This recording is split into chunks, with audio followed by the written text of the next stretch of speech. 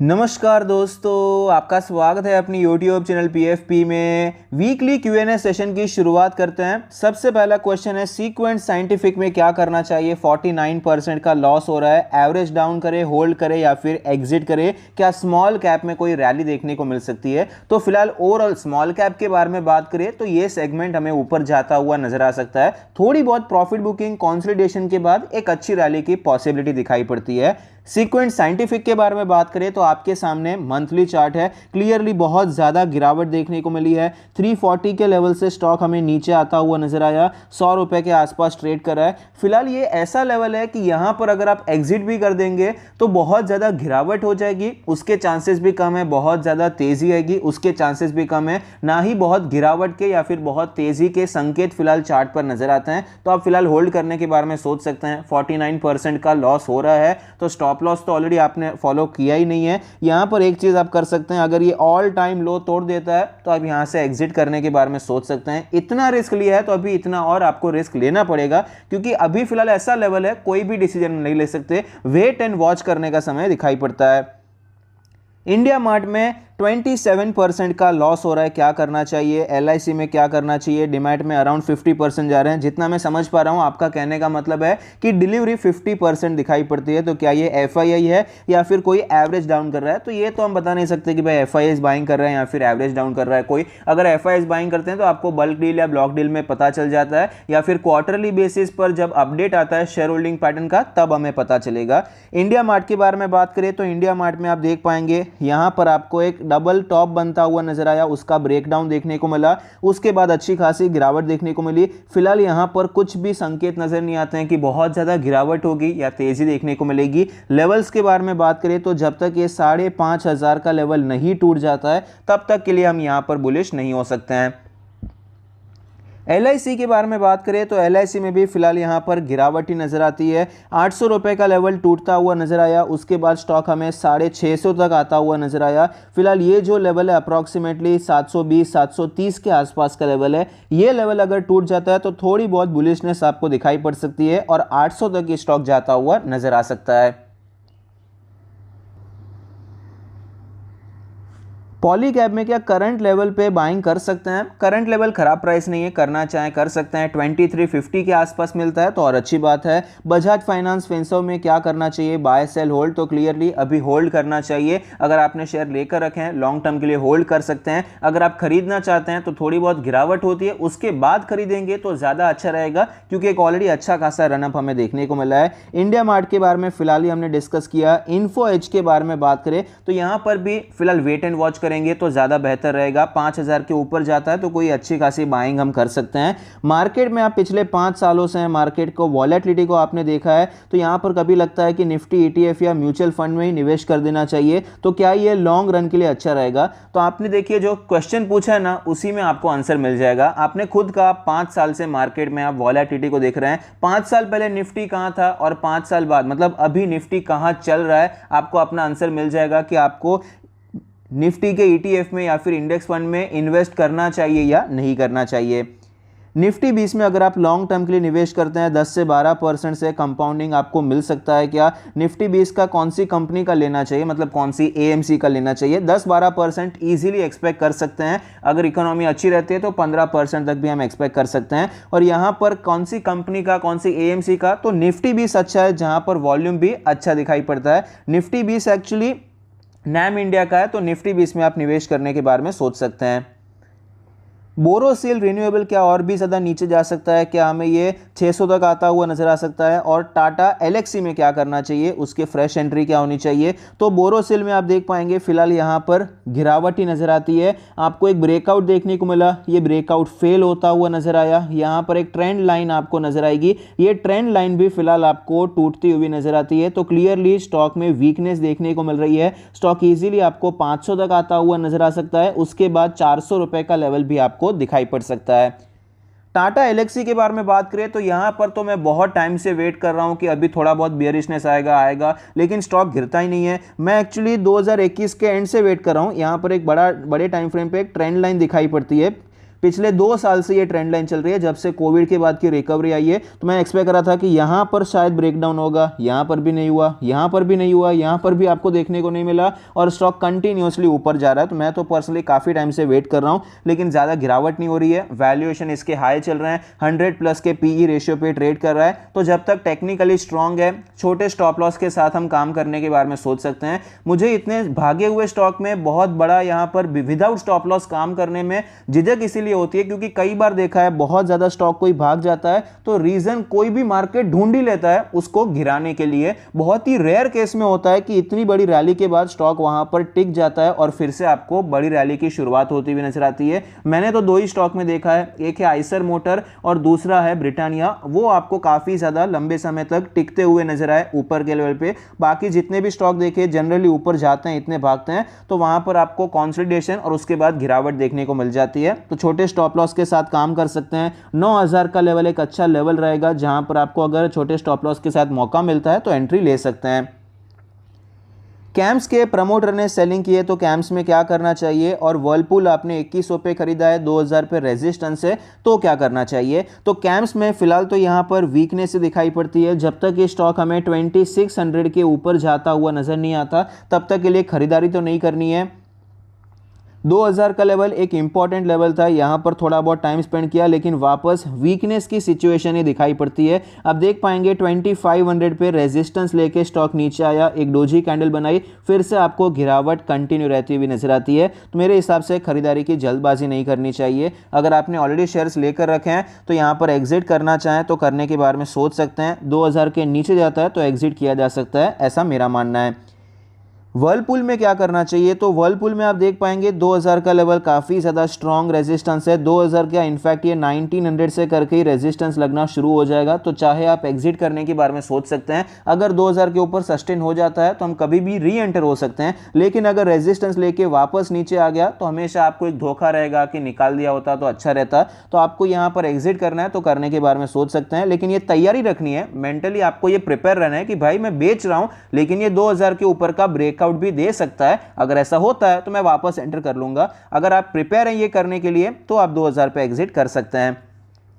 Nifty का 17000 का P, 17300 का पी आपने बेचा है अगस्त एक्सपायरी में जब मार्केट नीचे जा रहा था, तो क्या ये आप प्रॉफिट में निकल सकते हैं। अभी आपने किस प्रकार से ये ट्रेड लिया है, आपका स्टॉप लॉस क्या है, आप क्या यहाँ पर जो भी प्रीमियम आपने बेचा है वो डबल ट्रिपल होगा तब तक के लिए वेट करना चाहते हैं, क्या एडजस्टमेंट करना चाहते हैं, ये कुछ मुझे पता नहीं है। आपका ट्रेडिंग स्टाइल पता नहीं है तो ये बताना मुश्किल है कि आप यहाँ पर प्रॉफिट में निकलेंगे या फिर लॉस में निकलेंगे। अगर आप जस्ट ये पूछ रहे हैं कि अगस्त एक्सपायरी तक स्टॉक ये मतलब निफ्टी 50 17000 और 17300 के ऊपर ही रहेगा, तो उसके तो चांसेस मुझे इनफ नजर आते हैं। मुझे नहीं लगता कि ये एक्सपायरी आपको 17000 के नीचे क्लोज होती हुई नजर आएगी, उसके चांसेस थोड़े से कम है। 17500 भी आपको एक सपोर्ट की तरह काम करता हुआ नजर आ सकता है।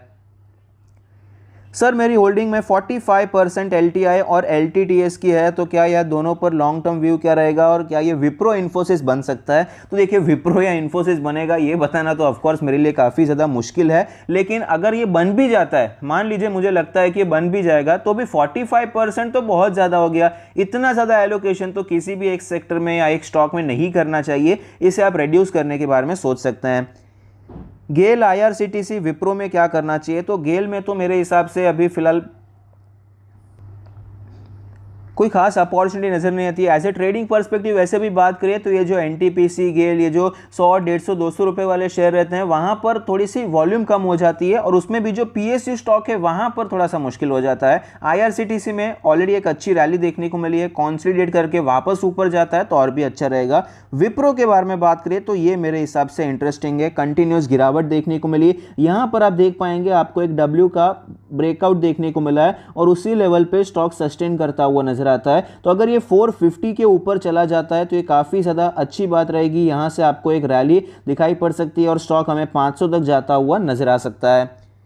बजाज फाइनेंस के 11 शेयर्स हैं, डीमार्ट के 9 शेयर्स हैं, और शेयर्स आप खरीदना चाहते हैं। आपने कल फोमो में ऑलरेडी एक शेयर की खरीदारी कर दी है, तो अभी कौन से लेवल पे खरीदना चाहिए। बजाज फाइनेंस में बहुत अच्छी रैली देखने को मिली, ब्रेकआउट अप्रॉक्सीमेटली 6200 के लेवल से हुआ है। इतनी गिरावट एक्सपेक्ट नहीं कर सकते। 6800 तक के लेवल अगर दिखाई पड़ते हैं तो ये एक अच्छा लेवल रहेगा जहां पर हम बाइंग करने के बारे में सोच सकते हैं।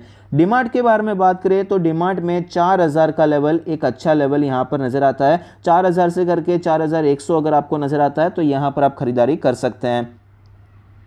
कोई ऐसा स्टॉक सजेस्ट कीजिए जिसमें हम पोर्टफोलियो का 10% का वेटेज दे सकते हैं लॉन्ग टाइम पोर्टफोलियो में। तो अगर आप 10% का वेटेज इंडिविजुअल शेयर में देना चाहते हैं तो क्लियरली वो ब्लू चिप होना चाहिए, एक लार्ज कैप कंपनी होनी चाहिए। रिलायंस को आप देने के बारे में सोच सकते हैं, काफ़ी ज़्यादा वेल डाइवर्सिफाइड है, नए नए सेक्टर्स में कंपनी एंटर करते जा रही है, तो रिलायंस में मेरे हिसाब से दिया जा सकता है, लेकिन फिर भी एक लिमिट होना चाहिए। ये तो आपने पूछा इसलिए मैंने आपको बता दिया। बाकी अगर आप थोड़ा सा कंट्रोल में रखना चाहते हैं, मेरे हिसाब से एक स्टॉक में आपका जो वेटेज होना चाहिए 6-7-8% से बहुत ज़्यादा वेटेज आपको नहीं रखना चाहिए। अगर आपका पोर्टफोलियो का साइज रीजनेबल है, 5-10 लाख का है, अगर 1 ही लाख का है तो क्लियरली आप 10% क्या 20% भी रख सकते हैं। 1 ही लाख का अगर आपका पोर्टफोलियो है तो 5 स्टॉक मेरे हिसाब से इनफ हो जाते हैं, क्योंकि शेयर्स की वैल्यू 2-3 हज़ार की रहती है। अगर आप 5-10 शेयर रखने जाएंगे तो 1-2 शेयर खरीदेंगे, उतने में आपका वो पूरा एलोकेशन हो जाएगा। इसीलिए मेरे हिसाब से अगर 1 ही लाख का है तो भाई 5 शेयर्स हो जाएंगे तो भी बहुत है, 20-20% ईच का एलोकेशन कर सकते हैं।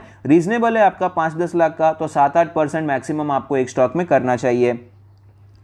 शुगर सेक्टर पे मेरा क्या व्यू है, क्या ये अच्छा टाइम है एंटर करने के लिए? शुगर सेक्टर एक साइक्लिकल सेक्टर है, जब अच्छा समय रहता है, लेकिन जब खराब समय आता है, जहां से शुरू किया रहता है वहीं पर ये सेक्टर पूरा का पूरा आ जाता है। मेटल भी वैसा ही है, सीमेंट में भी इसी प्रकार से आपको काम होता हुआ नजर आता है। मैं ये नहीं कह रहा कि लॉन्ग टर्म में कोई ग्रोथ ही नहीं होती है, एकदम आपको एक ही रेंज में ये सालों तक ट्रेड करता हुआ नजर आएगा, ऐसा नहीं है। लेकिन जनरली साइक्लिकल सेक्टर में जो हम यहाँ पर एक्सपेक्ट करते हैं कि स्टॉक आपको कंपाउंड होता हुआ नजर आएगा, जनरली धीरे धीरे स्टॉक आपको ऊपर जाता हुआ नजर आएगा। जैसे आप HUL को देखेंगे, एशियन पेंट को देखेंगे, पीडीलाइट को देखेंगे, TCS इन्फोसिस को देखेंगे, इस प्रकार से इतनी स्टेबिलिटी हम यहां पर एक्सपेक्ट नहीं कर सकते हैं। तो थोड़ा सा टाइम करना इसे जरूरी हो जाता है, और अभी फिलहाल वीकनेस है तो अभी फिलहाल अवॉइड करना चाहिए। मोमेंटम पकड़ता है तब हम एंटर करने के बारे में सोच सकते हैं।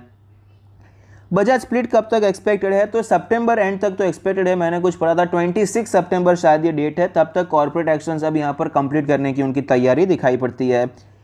कैम्स में क्या करना चाहिए? कैम्स का तो हमने डिस्कस कर लिया है। और टैनला प्लेटफॉर्म्स में हमें क्या करना चाहिए? तो टैनला प्लेटफॉर्म्स में तो भयंकर वीकनेस नज़र आती है। स्टॉक के लिए 1000 रुपये का लेवल काफ़ी ज़्यादा इंपॉर्टेंट था, यहाँ पर ब्रेकआउट हुआ, 3 महीने में स्टॉक डबल हो गया और धीरे धीरे स्टॉक वापस 1000 रुपये के लेवल पे आ गया। यहाँ पर सपोर्ट लेना चाहिए था, क्योंकि ये कंटिन्यूसली 5-6 महीनों से रेड कैंडल मतलब गिरावट में ही दिखाई पड़ता था, लेकिन डायरेक्टली 1000 रुपये का भी लेवल टूटा, ये लेवल भी टूटा जहाँ से तेज़ी की शुरुआत हुई, और ये बेस भी आपको टूटता हुआ नजर आया। तो अभी फिलहाल तो ये सेल ऑन राइज का स्टॉक है, अभी के लिए तो अवॉइड ही करना है।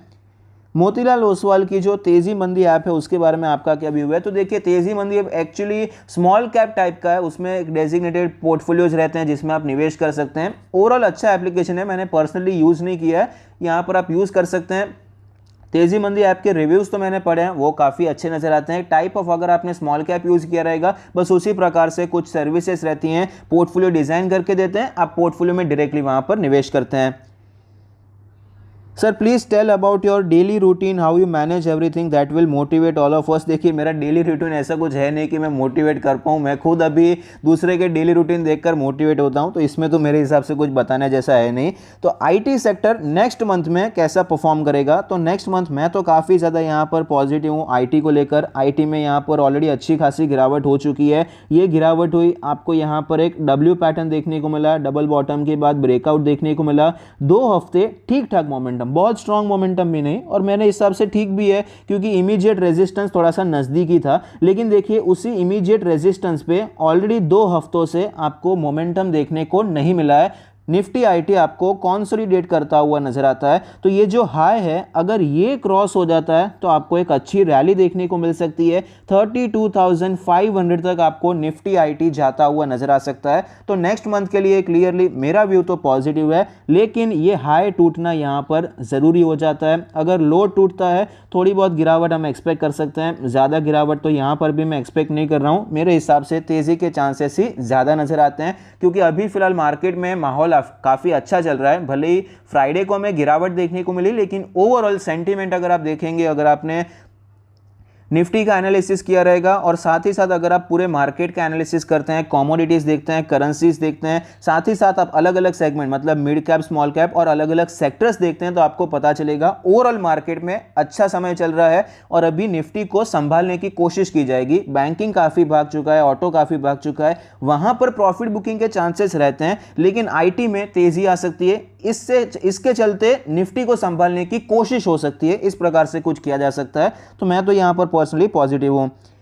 थर्मैक्स में और बजाज होल्डिंग में क्या करना चाहिए? थर्मैक्स में फिलहाल तो सिचुएशन अच्छी नजर आती है, आप देख पाएंगे यहाँ पर एक ट्रेंड लाइन था, यहाँ पर एक अच्छा ब्रेकआउट हमें नजर आता है, तो स्टॉक में एक अच्छी रैली देखने को मिल सकती है। रिट्रेसमेंट थोड़ा बहुत होता है तो आप खरीदारी करेंगे तो आपको अच्छा रिस्क रिवॉर्ड रेशियो मिल सकता है।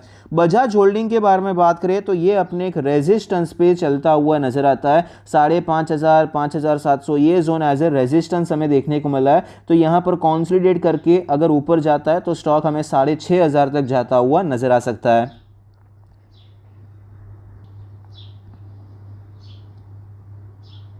इंडिपेंडेंस डे पर हमने जो ऑफर लाया था 75 रुपीज़ में 75 डेज की पीएफपी प्रो मेंबरशिप हमने यहाँ पर ऑफर की थी और पूरा का पूरा अमाउंट हमने इंडियन आर्मी को डोनेट किया था, उसके थैंक यू नोट है। तो मैं आपको मेरी तरफ से थैंक यू कहना चाहता हूं क्योंकि मैंने तो पर्सनली इतना ही एक्सपेक्ट किया था, ज़्यादा से ज़्यादा 100 लोग आएंगे, 7,500 के आसपास कुछ जमा हो जाएगा, उतना हम डोनेट कर पाएंगे, लेकिन 250 के करीब लोग जमा हुए, इनिशिएटिव को ज्वाइन किया और साथ ही साथ एक्स्ट्रा अमाउंट भी उन्होंने पे किया। उसके लिए मैं आपको थैंक यू कहना चाहता हूँ। इंडियन आर्मी के लिए हमने डोनेट किया है तो काफ़ी अच्छा लगता है। एक बार जस्ट ऐसा आइडिया है तो सोचा एक बार ट्राई करके देखते हैं और काफ़ी ज़्यादा सक्सेसफुल भी हुआ, उसके लिए दिल से आभार।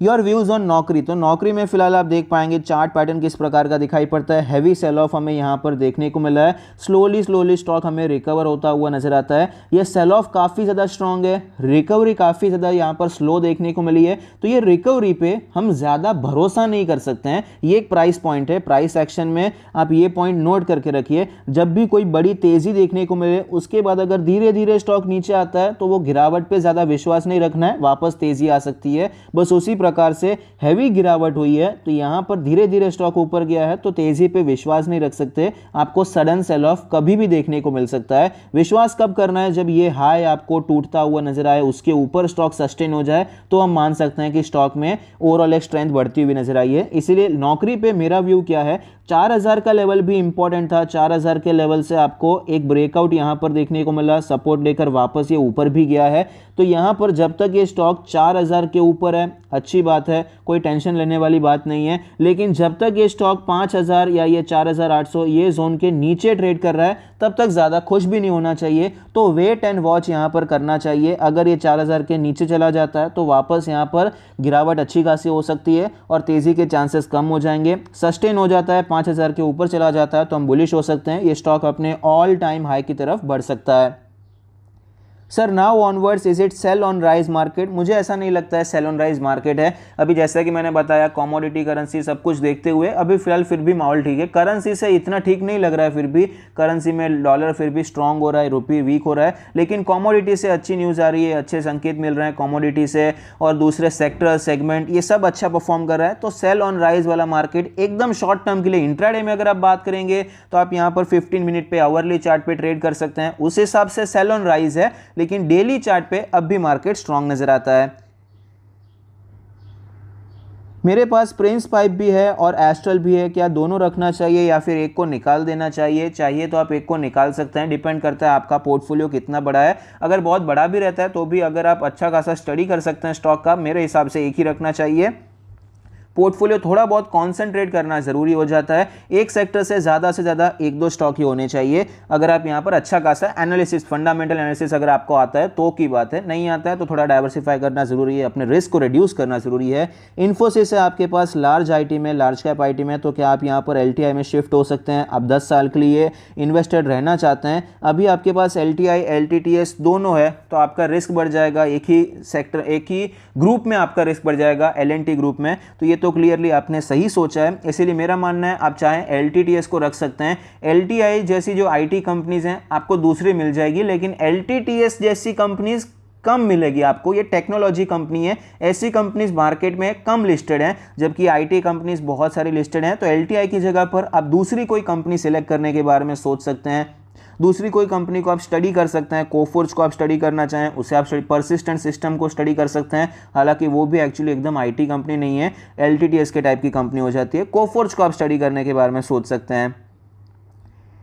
How and when should we book profit partially if we have bought a stock for long term. तो कि यहाँ पर आपने 20,000 का इन्वेस्टमेंट किया है वीबीएल में, 200% का प्रॉफिट, 10,000 आपने ट्रेंट में किया है, 100% का प्रॉफिट हो रहा है, तो क्या ये लेट हो चुका है पार्शियली प्रॉफिट बुकिंग करने के लिए? लेट क्या भाई, आपने फुल क्वांटिटी होल्ड की है तो अच्छी बात है, स्टॉक ऊपर ही जा रहा है। तो यहाँ पर जनरली कैसा होता है, अगर आपको लगता है कि स्टॉक अभी महंगा हो गया है, मतलब या तो टेक्निकल एनालिसिस के बलबूते पे अगर आपने खरीदा है तो आपको क्लियरली चार्ट पर दिखेगा अभी चार्ट बहुत स्ट्रेच हो चुका है, मुझे प्रॉफिट बुक करना चाहिए। अगर आपने यहाँ पर वैल्यूएशन के बेसिस पे खरीदा है, वैल्यूएशन महंगा हो जाता है तो भी आप देख पाएंगे कि अभी ये मुझे महंगा लग रहा है, वैल्यूएशन महंगा है, तो आप पार्शियली प्रॉफिट बुकिंग के बारे में सोच सकते हैं। इस हिसाब से आपने कौन से बेसिस पे खरीदा है उसी बेसिस पे आपको यहाँ पर सेल करना होता है कि भाई वैल्यूएशन पे खरीदा है तो वैल्यूएशन के हिसाब से, अगर आपने फंडामेंटल पे खरीदा है ये कंपनी अच्छी लग रही है, अभी कंपनी खराब होती जा रही है, क्वार्टरली रिजल्ट खराब हो रहे हैं, तो आप यहां पर एग्जिट कर सकते हैं। इस हिसाब से डिपेंड करता है। HCL टेक का बाइंग लेवल किसी ने पूछा था, उसका स्क्रीनशॉट शायद यहाँ पर डिलीट हो चुका है। तो यहाँ पर HCL टेक के बारे में बात करें तो HCL टेक में आप देख पाएंगे 1000 रुपये का लेवल काफ़ी ज़्यादा इंपॉर्टेंट है। 980 से 970 980 से करके 1000 रुपीज़ का जोन एक रेजिस्टेंस जोन है। जनरली जैसे मैंने आपको बताया, गिरावट के बाद अगर स्लो रिकवरी होती है तो ज़्यादा विश्वास नहीं रखना चाहिए, एक सेल ऑफ आ सकता है, उसके बाद जो रिकवरी आती है उस पर हम ज़्यादा भरोसा कर सकते हैं। जनरली आपको इसी प्रकार से चार्ट पैटर्न दिखाई पड़ते हैं, पास्ट में आप देख पाएंगे इसी प्रकार से आपको देखने को मिला है। तो यहां पर आप देख पाएंगे अगर ये 1000 रुपए के ऊपर सस्टेन कर जाता है, अच्छी बात है, तो यहां पर ये टेक्निकली स्ट्रांग होता हुआ नजर आएगा। या तो इसके बेसिस पे आप खरीद सकते हैं, या फिर अगर आपको ये 940 के आसपास मिलता है, 930 के आसपास मिलता है, तो एज अ वैल्यू बाय खरीदने के बारे में सोच सकते हैं। बिरला सॉफ्ट लॉन्ग टर्म के लिए क्या बाय कर सकते हैं? बिरला सॉफ्ट लॉन्ग टर्म के लिए खरीदारी तो कर सकते हैं, लेकिन फिलहाल कुछ ज़्यादा ही वीकनेस देखने को मिल रही है। 1-2 साल अच्छा परफॉर्म किया, लेकिन फिलहाल देखिए एक बड़ा बेस इसने तोड़ दिया है। तो जब तक ये 400 के ऊपर नहीं जाता है, इसमें तेज़ी के चांसेस बहुत ही ज़्यादा कम रहेंगे। और फिलहाल भी आप देखिए IT सेक्टर में रिकवरी फिर भी ठीक ठाक देखने को मिली, उस हिसाब से बिरला सॉफ्ट हमें रिकवर होता हुआ नज़र नहीं आया। यहाँ पर बायबैक आया है, उसके हिसाब से भी आपको तेज़ी देखने को नहीं मिली है। मेरे हिसाब से अभी के लिए अवॉइड करना चाहिए। First I want to say big thanks to you for your efforts and unbiased clear opinion, thank you sir. तो बालकृष्णा इंडस्ट्रीज और कावेरी सीड्स में क्या करना चाहिए, कौन से लेवल पे सपोर्ट कर सकते हैं? तो यहाँ पर बालकृष्णा इंडस्ट्री में काफ़ी इंटरेस्टिंग चीज़ दिखाई पड़ती है। यहाँ पर गिरावट के चांसेस नज़र आते हैं, एक रेंज में हमें ये ट्रेड करता हुआ नजर आया। आप देख पाएंगे एक टाइट रेंज में ये ट्रेड कर रहा था, और फिलहाल यहाँ पर गिरावट वाली सिचुएशन बनती हुई नजर आती है। ऑलरेडी एक्चुअली आपको ब्रेकडाउन देखने को मिला है, लेकिन ब्रेकडाउन का कंफर्मेशन कब होगा? जब ये लो आपको टूटता हुआ नजर आएगा। अगर इसके नीचे चला जाता है तो ये स्टॉक 2000 तक आ सकता है, और वापस ये 1900 1800 ये सारे लेवल्स भी नजर आ सकते हैं, क्योंकि सेल ऑफ यहाँ से अच्छा खासा देखने को मिला है। ये सेल ऑफ हमें काफ़ी ज़्यादा स्ट्रॉन्ग होता हुआ नजर आता है। कावेरी सीड्स के बारे में बात करें तो यहाँ पर तो बहुत ही ज़्यादा वीकनेस है। आपको वीकली टाइम फ्रेम पे एक बड़ा हेड एंड शोल्डर पैटर्न बनता हुआ नज़र आता है, उसका ब्रेकडाउन भी देखने को मिला है। मेरे हिसाब से तो यहाँ पर अवॉइड करना चाहिए। डिमार्ट के बारे में हमने डिस्कस कर लिया, नौकरी हो गया। जुबिलेंट फूडवर्क के बारे में बात करें तो यहाँ पर अगर आप खरीदारी करना चाहते हैं तो करने के बारे में सोच सकते हैं। अब भी अच्छे लेवल पे ट्रेड कर रहा है, यहाँ पर 600 के ऊपर का एक अच्छा ब्रेकआउट देखने को मिला है। अब देख पाएंगे फिलहाल अच्छी बात यह है कि इसने कॉन्सोलिडेट किया, उसके बाद आपको ये तेज़ी देखने को मिली है। भले ही हमें फ्राइडे के दिन करेक्शन होता हुआ नजर आया, लेकिन अब भी ओवरऑल ये स्ट्रॉन्ग नजर आता है, खरीदारी करने के बारे में सोच सकते हैं। DII और FPI holding versus company profit growth in small cap company, for example alkyl amines versus Muthoot finance in early days.